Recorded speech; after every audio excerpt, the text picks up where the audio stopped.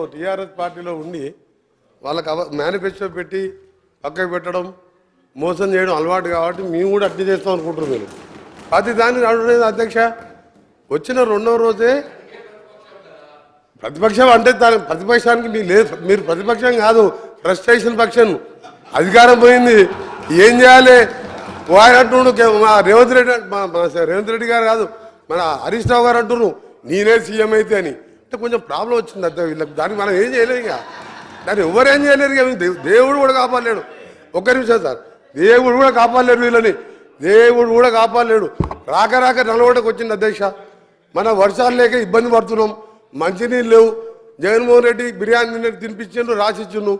వస్తా అధ్యక్ష, వస్తా వీళ్ళు ఎమ్మెల్యే అధ్యక్ష. ఎంత ఐరన్ లేక అంటే వీళ్ళ పార్టీ వస్తా పాప 38 ఏళ్ళ ఓంకువాడు సార్.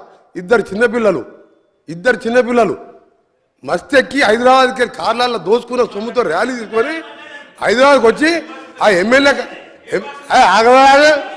ఆగో చెప్తా మీ చరిత్ర సార్. కృష్ణానీలే సార్, 400 మంది లేక 400 మంది లేరు సార్ వీళ్ళకు. నల్గొండ ప్రజలు చీదరించారు. నల్గొండ ప్రజలు టీఆర్ఎస్ని బహిష్కరించారు. హైదరాబాద్కి వెళ్ళి రౌడీల కార్లు వేస్తే సార్ ఆ ఓంకాడు చనిపోతుంది సార్. ఓంకాడు చనిపోయింది సార్. ఇద్దరు చిన్నపిల్లలు మొన్న నేను లేకుంటే ఓంకాడు చనిపోతే కనీసం మా జిల్లా ఉన్న ఏకైక ఎమ్మెల్యే కానీ కేటీఆర్ గారి ఆ కుటుంబాన్ని ఆదుకుంటామని అంటలేరు సార్. ఎంత దరిద్ర రాక జిల్లాకు వచ్చి ఒక మనిషిని పొట్టలు పెట్టుకోరు. ఈయన మేనిఫెస్టో గురించి మాట్లాడుతున్నాడు సార్. ఒకటే చెప్తుంది సార్, ఈయన మేనిఫెస్టో 2001లో పార్టీ పెట్టింది సార్.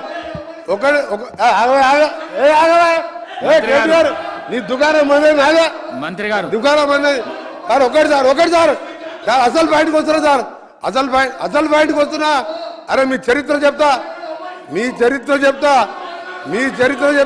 సార్. 2001లో సార్ కేసీఆర్ గారు పార్టీ పెట్టిండు సార్. పార్టీ పెట్టినప్పుడు ఏం చెప్పిండు సార్, ఈ రాష్ట్రానికి మొదటి ముఖ్యమంత్రి దళితుడే. కేసీఆర్ మాట అంటే మాటే, ఆ మాటకి కాకుండా నా తల తీసుకుంటా అన్నాడు. తల ఉందా సార్ కేసీఆర్ది? దళితుడు ముఖ్యమంత్రి చేసిన దళితుడు ప్రతిపక్ష నాయకుడు అయితే, అదే బట్టి విక్రమ్ దళితుడు ప్రతిపక్ష నాయకుడు అయితే ఆయన గడుకోసారి ఆ స్థానం చూడలేక 13 సార్ చాలా ఇంపార్టెంట్ సార్. ఇది నాయకుడు అయితే ఓర్వలేక 13 మంది ఎమ్మెల్యేని అంగట్లో పశువులను కొన్నట్టు కొని మా దళిత ప్రతిపక్ష నాయకులు ఈ రోజు మేనిఫెస్టో గురించి మాట్లాడతా.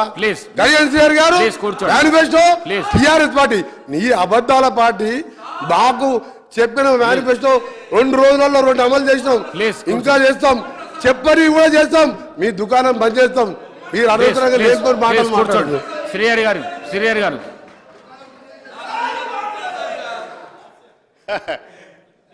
సార్